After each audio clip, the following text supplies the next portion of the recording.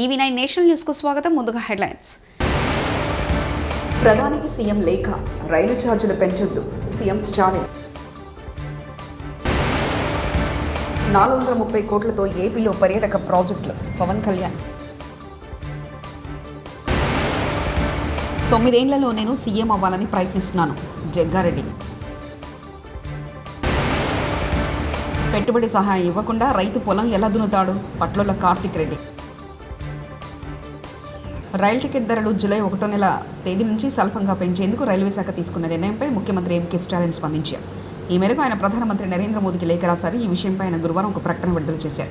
Jurala ప్రాజెక్టులోని 9వ number gate రూప్ తెగిపోవడం కాంగ్రెస్ ప్రభుత్వ నిర్లక్ష్యానికి నిలవెత్తు నిదర్శనం. కాంగ్రెస్ ప్రభుత్వ నిర్లక్ష్యంతోనే జూరాల ప్రాజెక్టు ప్రమాదంలో పడింది. ఒక్క ఇటుక పేర్చడం కూడా చేతగాని ముఖ్యమంత్రికి కనీసం ఉన్న ప్రాజెక్టు నిర్వహణ కూడా రాకపోవడం సిగ్గుచెట్టు. రైతులకు కేసీఆర్ కన్నతల్లి అయితే రేవంత్ రెడ్డి సౌతి తల్లి లాంటోడు. రైతు బంధు, రైతు భరోసా అనేది రైతులకు సహాయం లాంటిది. అలాంటి సహాయం చేసి బజార్లో సంబరాలు చేసుకోవడం సహాయం అంటారా? కన్నతల్లి బిడ్డకు ఆకలి వేసినప్పుడు 4 గోడల మధ్య అన్నం పెడుతుంది, కానీ సౌతి తల్లి నలుగురికి తెలిసేలా బజార్లో భోజనం పెడుతుంది. కన్నతల్లి బిడ్డ కడుపు నిండిందా లేదా అని చూస్తుంది, కానీ సౌతి తల్లి నలుగురు చూస్తున్నారా లేదని చూస్తుంది. ఈరోజు కేసీఆర్కి రేవంత్ రెడ్డి గారికి తేడా కన్నతల్లికి సౌతి తల్లికి ఉన్నట్టే ఉందంటూ బీఆర్ఎస్ నేత పట్లోల కార్తిక్ రెడ్డి వ్యాఖ్యానించారు. రైతు బంధు, రైతు భరోసా ఏంది? రైతుకు మనం ఇస్తున్న పెట్టుబడి సహాయం. సహాయం అంటే ఏంది? మనం ఓ వ్యక్తికి అవసరం ఉన్నప్పుడు సహాయం చేస్తాం. సహాయం చేసింది ఎట్లుండాలా? మూడో వ్యక్తికో మూడో కంటికో తెలియకుండా చేయాల్సింది సహాయం. సంబరాలు చేసుకుంటూ మూడో వ్యక్తికి లేకపోతే బజార్లో అందరు తెలిసేట్టు చేసే సహాయం అంటారా? కన్నతల్లి బిడ్డకు ఆకలి వేసినప్పుడు 4 గోడల మధ్యలో 4 పూటలు సరిపోయేంత కన్నతల్లి భోజనం పెడుతుంది. అది సవితల్లి ఏం చేస్తుంది? నలుగురికి తెలిసేటట్టు బజార్లో భోజనం పెడుతుంది పిల్లలకి. ఎందుకు తెలవాలి కదా సవితల్లికి, నేను బాగానే చూసుకుంటున్నా పిల్లలని. కన్నతల్లికి ఆ బాధ ఉండదు. కన్నతల్లికి బిడ్డ కడుపు నిండిందా లేదా అని చూస్తుంది. సవిత తల్లి నలుగురు చూస్తుండ్రా లేదా అని చూసి పెడుతుంది. ఈరోజు కేసీఆర్ గారికి రేవంత్ రెడ్డి గారికి తేడా కన్నతల్లి సవిత తల్లి లాగానే ఉన్నది. కేసీఆర్ గారు తెలంగాణ ప్రాంతంలో రైతుల యొక్క కష్టాలను గుర్తించి, తెలంగాణ ప్రాంతంలో రైతులు ఎంత అవమానాలు పడ్డాలో, తరతరాల నుంచి ఎన్ని ఇబ్బందులు పడ్డాలో గుర్తించి తెలంగాణ రైతుకి ఇస్తున్నటువంటి రైతు పెట్టుబడి సహాయం తెలంగాణ రైతు హక్కుగా గుర్తించి కేసీఆర్ గారు ఆ రోజు రైతు బంధు పథకం తీసుకొచ్చి మూడో వ్యక్తికి తెలియకుండా ఎప్పుడు రైతు బంధు రిలీజ్ చేసినా కూడా ఎక్కడ అడ్వర్టైజ్. తెలంగాణ సీఎం పదవిపై టీపీసీసీ వర్కింగ్ ప్రెసిడెంట్ జగ్గారెడ్డి ఆసక్తికరమైన వ్యాఖ్యలు చేశారు. ఈ 3 ఏళ్లు రేవంత్ రెడ్డి సీఎంగా ఉంటారని స్పష్టం చేశారు. వచ్చే 5 ఏళ్లు మళ్ళీ ముఖ్యమంత్రి కావడానికి రేవంత్ రెడ్డి ప్రయత్నం చేస్తున్నారని అన్నారు. 9 ఏళ్ల తర్వాత సీఎం కావడానికి తాను ప్రయత్నం చేస్తానని తెలిపారు. రేవంత్ రెడ్డి సీఎంగా దిగిపోయాక తాను ముఖ్యమంత్రిగా కావడానికి ప్రయత్నం చేస్తానని అన్నారు. ఈ క్రమంలో తన అప్లికేషన్ ప్రజల దగ్గర పెడతానని చెప్పుకొచ్చారు. ఇవాళ గురువారం గాంధీ భవన్లో జగ్గారెడ్డి మీడియా సమావేశంలో మాట్లాడారు. ఇంకొక 5 ఏళ్ళు ఆయన మళ్ళా ఉండాలని ఆయన ట్రై చేస్తున్నాడు. ఆయన ట్రై చేస్తున్నాడు. నేను కూడా 9 ఏళ్ల లోపల నేను సీఎం కావాలని నేను ట్రై చేస్తున్నా. అంత ఈజీగా వాళ్ళకి ఆడొస్తాయి. పుష్కర్ఘట్ వద్ద అఖండ గోదావరి ప్రాజెక్టుకు ఇవాళ గురువారం ఉదయం కేంద్ర మంత్రి గజేంద్ర సింగ్ షెకావత్, ఏపీ ఉప ముఖ్యమంత్రి పవన్ కళ్యాణ్ శంకుస్థాపన చేశారు. ఈ కార్యక్రమానికి మంత్రులు నిమ్మల రామనాయుడు, కందుల దుర్గేష్, ఎంపీ దగ్గుబాటి పురంధేశ్వరి, స్థానిక నేతలు హాజరయ్యారు. ఈ సందర్భంగా పవన్ కళ్యాణ్ మాట్లాడుతూ రాజమండ్రి అంటే గుర్తుకొచ్చేది గోదావరి తీరమన్నారు. అలాగే డొక్కా సీతమ్మ, ఆదికవి నన్నయ్యకు జన్మనిచ్చిన నేల గోదావరి ప్రాంతం అన్నారు. మరోవైపు 430 కోట్లతో ఏపీలో పర్యాటక ప్రాజెక్టులు చేపడుతున్నట్లు డిప్యూటీ సీఎం చెప్పుకొచ్చారు. ఆంధ్రప్రదేశ్ ప్రభుత్వం తరపున, గౌరవ ముఖ్యమంత్రి గారి తరపున మనస్ఫూర్తిగా వారికి స్వాగతం పలుకుతున్నాను. జలవనరుల శాఖ మంత్రివర్యులు మరియు జిల్లా ఇన్ఛార్జ్ మంత్రి శ్రీ నిమ్మల రామానాయుడు గారికి, గౌరవనీయ పర్యాటక, సాంస్కృతిక మరియు సినిమాటోగ్రఫీ శాఖ మంత్రివర్యులు శ్రీ కందుల దుర్గేష్ గారికి, గౌరవనీయ ఎంపీ రాజమహేంద్రవరం శ్రీమతి డి పురంధేశ్వరి గారికి, గౌరవనీయ ఎమ్మెల్సీ రాజమండ్రి శ్రీ సోము వీర్రాజు గారికి, శ్రీ ఆదిరెడ్డి శ్రీనివాస్ గారికి, గౌరవ ఎమ్మెల్యే రాజమండ్రి నగరం, మనందరికీ ఇష్టలైన పట్టు విడవని విక్రమార్కులు శ్రీ గోరంట్ల, నాకు ఇష్టమైన గోరంట్ల బుచ్చయ్య చౌదరి గారికి. మనం తగ్గాలి తప్ప ఆయన తగ్గడం. మనం ఆయన చూసి నేర్చుకోవాలి. అంటే మనకి అడాప్టబిలిటీ రాదు, ఆయన అడాప్టబిలిటీ నేర్పిస్తారు మనకి. అలాంటి గోరంట్ల బుచ్చయ్య చౌదరి గారికి రాష్ట్ర హితువుని, రాజమండ్రి హితువుని, గోదావరి జిల్లాల హితువుని కోరుకునే వారికి మనస్ఫూర్తిగా నా హృదయపూర్వక నమస్కారాలు. అలాగే రాజానగరం బత్తుల బలరామకృష్ణ గారికి, అనపర్తి ఎమ్మెల్యే శ్రీ నల్లమిల్లి రామకృష్ణారెడ్డి గారికి, శ్రీ ముప్పిడి వెంకటేశ్వరరావు గారికి కొవ్వూరు ఎమ్మెల్యే, శ్రీ మడ్డిపాటి వెంకటరాజు గారు గౌరవనీయ ఎమ్మెల్యే గోపాలపురం, చెర్రి బాలరాజు గారు పోలవరం ఎమ్మెల్యే, శ్రీ బొడ్డు వెంకటరమణ చౌదరి గారు chairman Rajamahendravaram urban development authority, Shri Nukasani Balaji గారు, శ్రీ అజయ్ జైన్ గారు, శ్రీమతి పి ప్రశాంతి గారు కలెక్టర్ అండ్ జిల్లా మ్యాజిస్ట్రేట్ తూర్పుగోదావరి జిల్లా, అలాగే శ్రీ డి నరసింహకిషోర్ గారు ఎస్పీ మన తూర్పుగోదావరి జిల్లాకి, ఎస్ చిన్నరాముడు ఐఏఎస్ గారికి జాయింట్ కలెక్టర్, ఇక్కడికి విచ్చేసిన మీకు, మీ ద్వారా గోదావరి జిల్లాల ప్రజానీకానికి, ప్రత్యేకించి రాజమండ్రి ప్రజానీకానికి, సోదరీమణులకి, ఇక్కడికి విచ్చేసిన మీడియా ప్రతినిధులకి, ఎలక్ట్రానిక్ ప్రింట్ మీడియా ప్రతినిధులకి మీ అందరికీ ప్రత్యేకమైన నమస్కారాలు.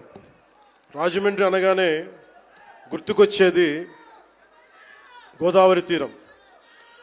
ఎప్పుడు కూడా ఒక తీరం వెంబడి ఎప్పుడు నాగరికత ఉన్న చోట భాష అన్నీ ఎదుగుతాయి. అలాంటి పరిస్థితుల్లో ఈ నేల ఎలాంటిదంటే, మనకి ఆంధ్రుల అన్నపూర్ణగా పేరుగాంచిన డొక్కా సీతమ్మ గారికి జన్మనిచ్చిన నేల ఇది. కవి మహాభారతాన్ని మనకి తెలుగులో అందించిన మన ఆదికవి నన్నయ్య గారికి జన్మనిచ్చిన నేల ఇది. అలాగే ఎంతోమంది కళాకారులకి, సామాజికవేత్తలకి జన్మనిచ్చింది. మనకిష్టమైన బాపు రమణంలో ఒకరైన ముళ్ళపూడి వెంకటరమణ గారికి అందించిన ఈ గోదావరి నేల ఇది చాలా సంవత్సరాల నుంచి, చాలా దశాబ్దాల నుంచి ఉన్న కోరిక. ఈ మన హ్యావ్లాక్ బ్రిడ్జ్ బ్యాంక్ రుణాల కోసం ఈ స్టాంప్ డ్యూటీ చెల్లింపులో కళ్యాణదుర్గం ఎమ్మెల్యే ఏ సురేంద్రబాబు భారీ స్కామ్ చేశారని, దీనిపై వెంటనే సీబీఐ దర్యాప్తు చేసేలా సీఎం చంద్రబాబు కేంద్రానికి లేఖ రాయాలని అనంతపురం మాజీ ఎంపీ తలారి రంగయ్య డిమాండ్ చేశారు. తన అనుచరులని దళారికి చేసిన తప్పుడు డాక్యుమెంట్లు సృష్టించి ఎమ్మెల్యే ఫోజులతో 100 కోట్ల బ్యాంక్ రుణాలు కాజేశారని ఆయన ఆరోపించారు. దాని నుంచి తప్పించుకునేందుకు ఎమ్మెల్యే తన దళారి మీ సేవ నిర్వాహకులైన బాబుపై మొత్తంలో నింద వేశారని పార్టీ కేంద్ర కార్యాలయంలో మీడియాతో మాట్లాడిన మాజీ ఎంపీ తలారి రంగయ్య తెలిపారు. ప్రెస్ మీట్లో మాజీ ఎంపీ అయాంలోనే మళ్ళీ ఇది వెలుగు చూసింది. కళ్యాణదుర్గంలో ఒక పెద్ద సంస్థ, అది ఎస్ఆర్సి సంస్థ అనేది, అది అనంతపురంలోనూ అలాగే బెంగళూరులోనూ ఉంటుంది. కళ్యాణదుర్గంలోనే ఎందుకు కొనాల్సి వచ్చిందో అర్థం కావట్లేదు. మేము ఎక్కడైనా కొనవచ్చు అని చెప్పొచ్చు, కానీ పొరపాట్లు జరిగినప్పుడు మాత్రం అడిగే హక్కు మాత్రం అందరికీ ఉంటుంది కదా ప్రజల తరపున. దాదాపు నిన్న సంస్థ నిర్వాహకులునే చెప్తూ ఉన్నారు, ఇలాంటి కుంభకోణము ఎప్పుడు జరగలేదు, పెద్ద ఎత్తున జరిగింది. మాకు దాదాపు ఆయన ఆడిటర్ చెప్తున్నాడు 42 సంవత్సరాల అనుభవం ఉందని చెప్తున్నాడు ఆయన. అలాగే ఎస్ఆర్సి సంస్థ ఏం చెప్తుందంటే మాకు 27 సంవత్సరాల అనుభవం ఉందని చెప్తున్నారు. 2-3 సంవత్సరాల క్రితం కొన్న స్టాంపులకు దాన్ని అథెంటిసిటీ, అసలు మనం కడుతున్న డబ్బులు ప్రభుత్వ ఖజానాకి చేరుతున్నాయా లేదా అని తెలుసుకోకపోతే వీళ్ళ అనుభవం దేనికి తగలబెట్టడానికే? అనుభవం దేని గురించి? అనుభవం మీకు ఆడిటర్ ఫీజు తీసుకోవడానికి, లేదా మీకు వచ్చే కంపెనీ తరపున లాభాలు పంచుకోవడానికి లేదా పెంచుకోవడానికైనా? ప్రభుత్వానికి ఎవరు చూస్తారు? మీరు చెప్తున్నారు ఎస్ఆర్సి సంస్థ మీద బురద చల్లొద్దు, 20,000 కుటుంబాలు ఆధారపడి ఉన్నాయని. నేనేమంటున్నానంటే, నేను బురద చల్లాల్సి వస్తే మళ్ళీ నా చేతులకి బురద తీసుకోవాలా? మీరు ఆల్రెడీ బురదలోనే ఉన్నారు. బురద మీద మళ్ళీ బురద వేయడం ఎందుకు నేను? అందువల్ల అది ఆ పని నాది కాదు. మీరే చెప్తూ ఉన్నారు పెద్ద ఎత్తున కుంభకోణం జరిగింది, విచారించమని చెప్తూ ఉన్నారు. నేనేమంటానంటే, మీరు నిన్న ఒక అంశకథ కూడా చెప్పినారు. ఇంకొక మాట ఏం చెప్తున్నారంటే, ఆ మీ సేవ నిర్వాహకుడికి మాకు సంబంధం లేదని చెప్తున్నారు. కళ్యాణదుర్గం ఎమ్మెల్యే గారికి, ఎస్ఆర్సి అధినేతకి, మీ సేవ బాబుకి ఉన్న సంబంధాలేవో ఎమర్జెన్సీ కాలంలో చంద్రబాబు కాంగ్రెస్ పార్టీలో చేరారు. దేశంలో ఎమర్జెన్సీ కారణమైన వ్యక్తులకు ప్రధాన అనుచరుడుగా అప్పట్లో చంద్రబాబు ఉన్నారు. కానీ ఇప్పుడేమో అసలు ఎమర్జెన్సీకి వ్యతిరేకంగా ఉన్నట్లు ప్రవచనాలు వినిపిస్తున్నారంటూ వైఎస్ఆర్సీపీ నేత మాజీ మంత్రి సిద్ది అప్పలరాజు దుయ్యబట్టారు. నీతులు చెప్పడం ఏంటి? ఎమర్జెన్సీ వచ్చి నేటికి సుమారుగా 50 సంవత్సరాలని మాట్లాడుకున్నాం మనం 1975లో. అసలు చంద్రబాబు గారి రాజకీయ కెరియర్ ఎప్పుడు మొదలైంది అనేది ఒకసారి మనం గమనించాలి. ఈ సందర్భంగా ఏ పార్టీలో మొదలైంది ఒకసారి గమనించాలి మనం. చంద్రబాబు గారు మీరు ఒకసారి గుర్తు తెచ్చుకోండి. మీరు 1975లోనే ఇండియన్ యూత్ కాంగ్రెస్లో మీరు జాయిన్ అయ్యారు. మీరు ఏ సంవత్సరం అయితే ఎమర్జెన్సీ ఇంపోజ్ చేశారో అదే సంవత్సరం మీరు అధికారికంగా ఇండియన్ నేషనల్ కాంగ్రెస్లో జాయిన్ అయ్యారు. మీరు ఈ విషయాన్ని మీరు మర్చిపోతే ఎలాగా? అండ్ మోస్ట్ ఇంపార్టెంట్లీ సంజయ్ గాంధీకి ఎమర్జెన్సీ ఇంపోజ్ చేయించినటువంటి సంజయ్ గాంధీకి ప్రధానమైనటువంటి సపోర్టర్గా మీరు ఆ రోజు ఉన్నారు. మీరు ఈ దేశంలో ఎమర్జెన్సీ ఇంపోజ్ చేయటానికి కారణమైనటువంటి వ్యక్తులకు ముఖ్య అనుచరుడుగా ఉండి ఈ రాష్ట్రంలో క్రియాశీలక రాజకీయాల్లో మీరుండి ఈ దేశంలో ఎమర్జెన్సీ విధించటానికి కారణమైనటువంటి పార్టీలోనే మీరుండి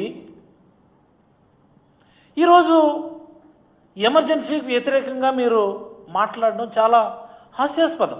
నల్గొండ జిల్లాలో గురువారం కోమరెడ్డి క్యాంపు ఆఫీస్ ముందు just available scheme free seat కింద వచ్చిన పిల్లలు విద్యార్థులు ఆందోళనకు దిగారు. ఈ సందర్భంగా ఫ్రీ సీట్ అని చెప్పి ఎస్సీ ఎస్టీ విద్యార్థులను హాస్టల్కు స్కూల్కు ప్రవేశం లేకుండా స్కూల్ యాజమాన్యం వాళ్ళ ఫీజులు అడుగుతున్నారు. ఈ సందర్భంగా పిల్లల భవిష్యత్తును దృష్టిలో పెట్టుకుని అధికారులు ఈ ప్రాబ్లంను క్రియేట్ చేయాల్సిందిగా విద్యార్థుల తల్లిదండ్రులను కోరారు.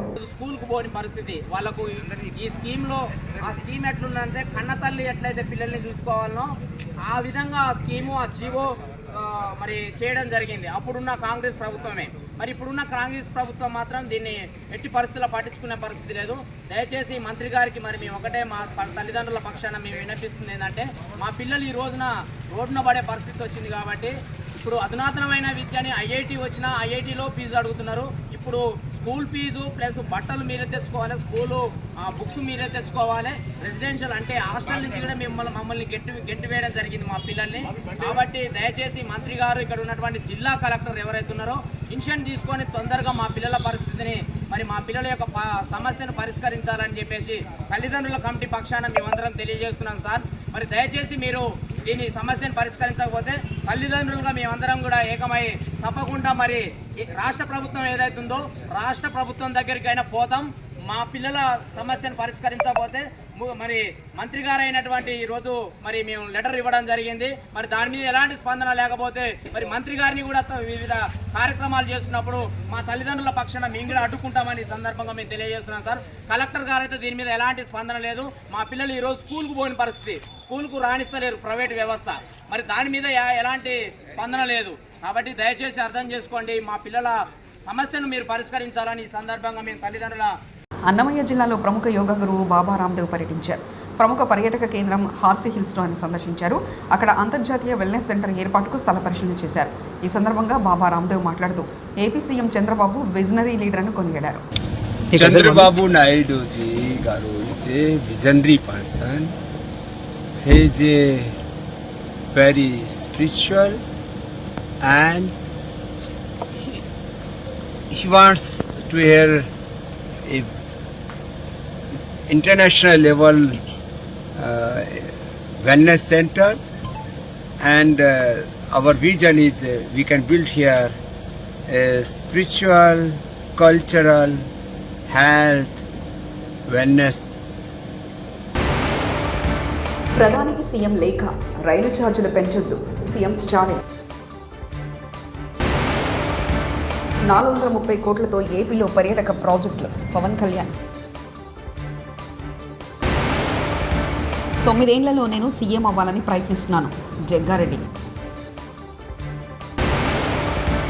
పెట్టుబడి సహాయం ఇవ్వకుండా రైతు పొలం ఎలా దున్నుతాడు పట్లోల కార్తిక్ రెడ్డి.